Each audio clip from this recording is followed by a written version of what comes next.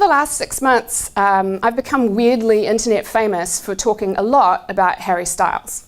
So much so that I was going to call this talk How a Former Partner in a Law Firm Came to be Quoted in Teen Vogue on the subject of Harry Styles, but that was too long for a promotional tweet. So what I thought I'd do this morning is talk a little bit about how on earth that happened, a little bit about my secret double life, and how if we're going to achieve equality in our industries, I think maybe we need to get back to the very first things that we loved. So I thought I'd start by talking a bit about my public journey and my private journey and how those things collided in some interesting ways. My public journey was pretty traditional. I graduated law school, I climbed a very predetermined career ladder. I worked and studied and traveled internationally, and on paper, at least, I was a corporate finance success story doing large-scale mergers and acquisitions. My private journey was a little bit different, and it wasn't something that I ever really talked about. I've always been a giant nerd. I've loved computers and what we can do with them since I got my very first one when I was 10 years old. And when the internet came along, I fell in headfirst. I managed to convince my parents that we needed the internet at home in 1994, which was pretty early by New Zealand standards, and as you can see, pretty expensive. And the very first places that I began to hang out in online were fan spaces, sites dedicated to TV shows and books and movies, and I devoured fiction and art that was being created about the things that I loved. And in order to participate in those online spaces, I had to teach myself some technical skills. For example, in 2001, I was living in Hong Kong, and at that stage they had a really terrible selection of English language television. And I was obsessed with The West Wing. I mean, completely obsessed. So I managed to find a guy in a news group in the States who I could pay to record me the episodes of The West Wing on VHS. And then he would post them to me in the actual mail.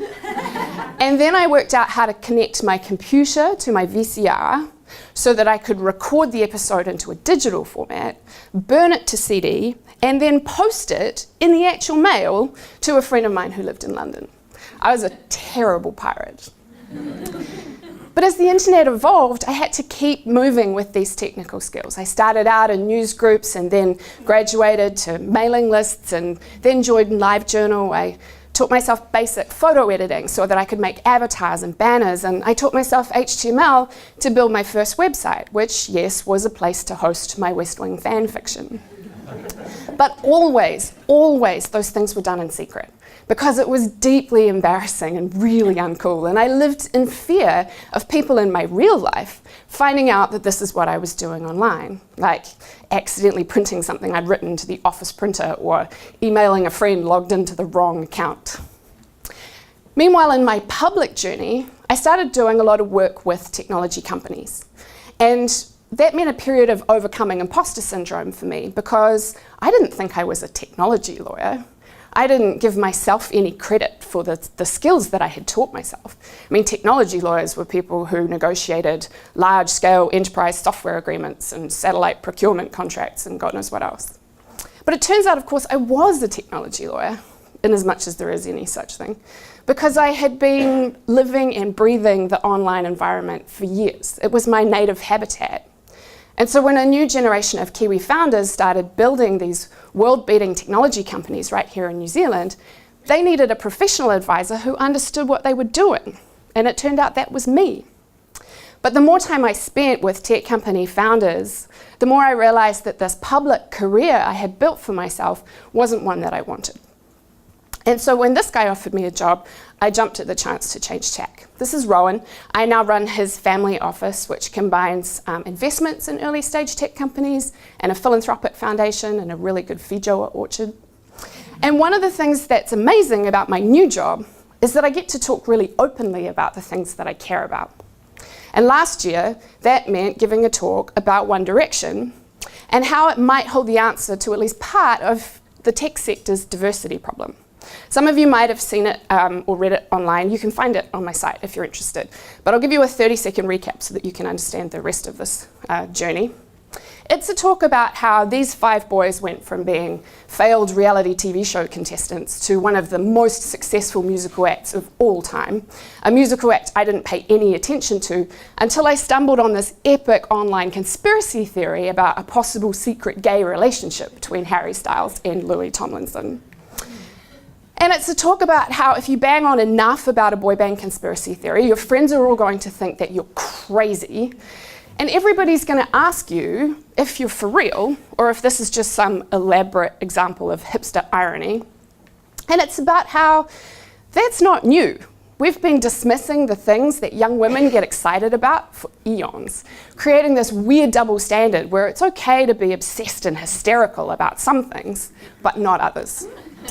And in the midst of all that, it's about me rediscovering that fans make gorgeous digital art and they teach each other to manipulate images and to make memes, and that right under our noses, there's this generation of young women who are self-taught front-end developers and graphic designers and community managers who are immersed in technology, and we're not paying any attention because they're doing it in service of something we don't care about. So there's this pipeline of young women who should be in our industries and aren't, because we're still teaching them that the things they care about are embarrassing, and because they don't value the skills they're teaching themselves as being worth anything in the real world.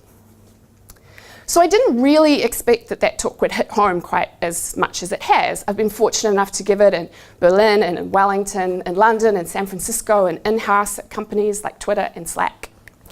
And one of the things that happens every time I give this talk is that people get in touch with me afterwards and make their own confessions.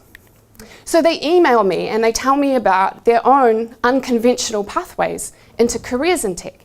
Like this guy who grew up gay in a rural environment and thought that he needed to get into creative arts to get out, even though, like me, he was nerding out with his computer magazines in his bedroom. They confess their own secret fan obsessions. Like this woman who describes herself as very not young, but totally into K-pop. And amazingly, they confess the first things that they ever built and shared online. And so Anil tweeted this out not long after I'd given the talk in Wellington, and the responses are a great sample of the kinds of things that people tell me about. A members page for Star Wars Rules with a Z. Recaps about Temptation Island. I hate myself. Neopets is an amazing one. Neopets completely passed me by, but the number of people who say that their first experience with design or development was Neopets is enormous. Horses, so embarrassing. I loved this pivot from a site dedicated to a minor character on Highlander the series to a Sailor Moon site inside of 9 months. A 64 fan site complete with Comic Sans welcome gif. And this exchange really stuck with me because Elizabeth, talking about her no doubt fan site, said, you know, at 12, it's really validating to feel that you're not alone in the things you love. And Nell responded saying, or at 42. And she said, yeah, as soon as I sent that, I thought, nope, still true. And that's the crux of it, right? Why are we embarrassed about these things? Why do we disclaim them by saying, I hate myself? This is a blog post that someone wrote after I gave the talk in Wellington. I don't know who this is. She was writing anonymously. But she was talking about working in web and knowing a lot of women in tech who are also in fandom. But hearing me talk about it in a work context at a work conference really unnerved her, even though I was speaking directly to her experience. And she didn't feel that she could go back to work and talk about it with her colleagues. And worse than that, she worried that the guys around her were dismissing it out of hand. And she was confident that they weren't feeling as exposed as she was. This is outrageous, right? Why are we making each other feel this way? I realized that we all have something that first inspired us to make and to share. This is mine, Dinosaurs. This is the first book I ever wrote. You can tell it's a non-fiction masterpiece because it covers the later ones and the early ones. And I was a design genius because inside I flipped it, early ones and later ones. And it's got a chapter on my favorite dinosaur, the Brachiosaurus, who when he was frightened just hid his head under the water. it seemed really obvious when I thought about it for even a moment. Of course, the first things we make out of and in dedication to the things that we love. And that doesn't matter whether it's sports teams or movie stars or musicians or dinosaurs. There's always something that inspires us. The first pictures that we paint and draw as kids, the first stories that we write, and yes, the first things that we make and share online. They're always going to come out of the things that we care most about.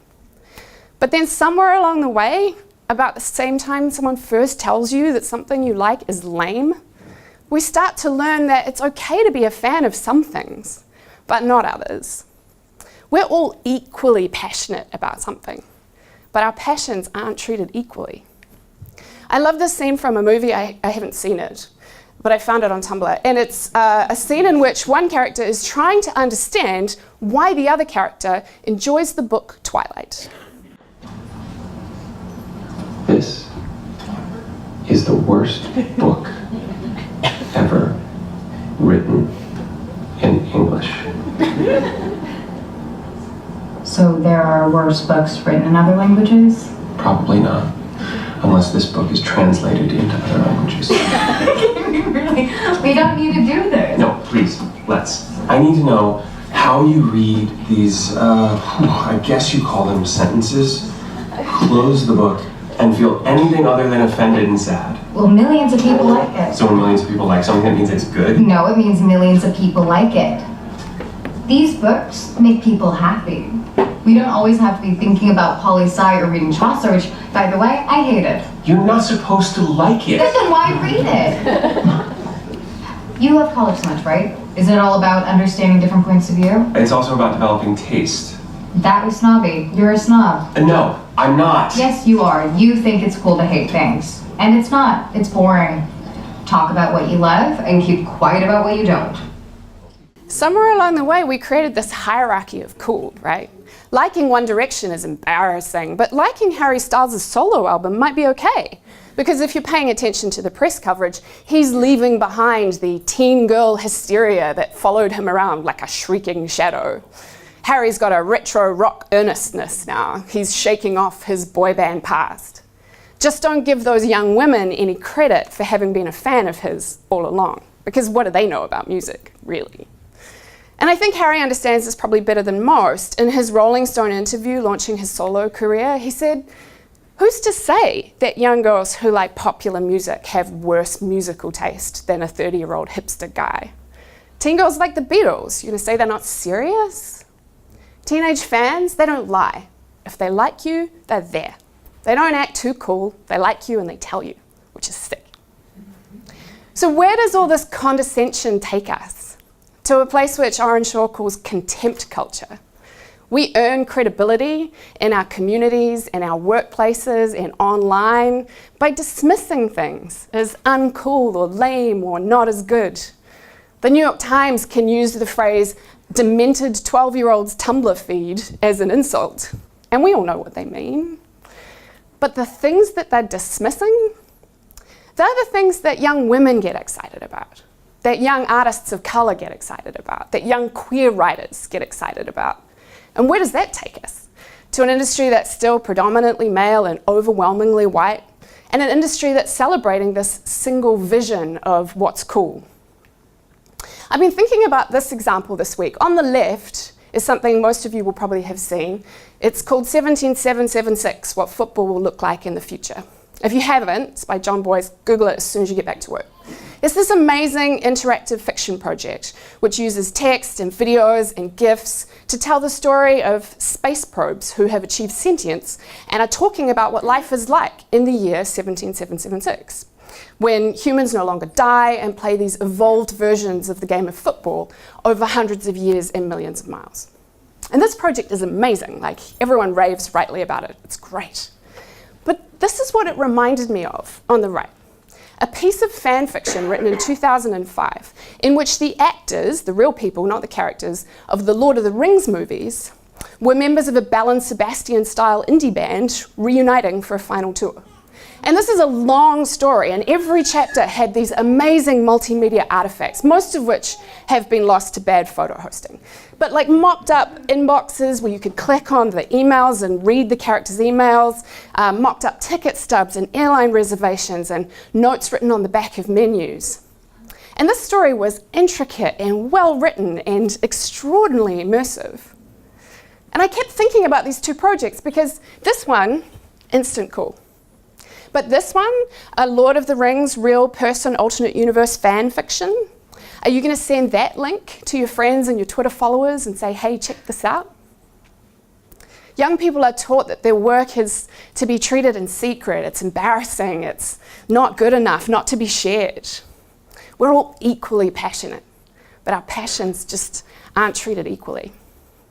And you know what? We're missing out because ferociously talented artists are online depicting the Hermione Granger of the Harry Potter books, not the movies. They're envisaging worlds in which Harry and Draco realized they were obsessed with each other when they were still at school, or maybe years later, after the war. They're thinking about what Dana Scully would have been like if she'd been into 90s grunge. They can't find themselves in the overwhelmingly white character set of The Sims, so they're modding their own. And they know that neither Betty nor Veronica are really that into Archie. Fans are passionate and creative and talented and hardworking and everything we need in our tech and design worlds. The Teen Vogue piece I mentioned at the start is this great piece by Arabelle Siccardi, in which she talks about how fashion was her first fandom. While I talk about One Direction fans teaching each other technological skills, she talks about how Lovin' Kawakubo made her research pattern design making techniques so that she could more properly understand why what the designer was doing was so radical. She writes, teen girls are criticized for loving the wrong things and loving them in weird and unproductive ways, but the criticisms couldn't be more off base. They love things with a curiosity and a brilliance that makes them better for it. Loving things makes you braver and smarter. And I have some hope for a generational change. When I started out, talking publicly about these things was unthinkable. I have whole secret identities online dedicated to the idea of keeping my real life and my fan lives separate. But now, Tumblr artists happily post selfies alongside their art. They sell their fan novels self-published to the Kindle. They sell their art on Etsy and Redbubble. And that feels like a start. Hulu's recent campaign for The Handmaid's Tale is a great example of this. They started reblogging Tumblr Artists' art as advertisements, and it was the first time I'd seen ads happily reblogged in my dash with tens of thousands of notes. Now, of course, the artists weren't paid for their work, and I'm not sure that they would feel comfortable yet putting it in their portfolio when they were applying for jobs. But it feels like a start, because once we get this pathway to legitimacy, then I think these things start to cross over. What if, instead of abandoning the things we loved or hiding them away online, we embraced our joy and we encouraged others to do the same? What if we found the things that we loved and created things out of that love and then shared that joy with other people? And what if we kept doing that our entire lives? So today, I want you to confess to someone your first dinosaur. And I want you to ask them about theirs. And then I want you to reassure them that you think they're equally cool. Maybe then we'll be on our way to creating an industry that a more diverse range of talents wants to be a part of. Hiring processes where we ask the candidates for the work that they are most proud of, regardless of what it's about. Office culture that doesn't force people to hide the things that they're excited about. Maybe if we start treating each other's passions equally, then we won't all feel like we're out on our own. And imagine what we might be capable of then. Thank you.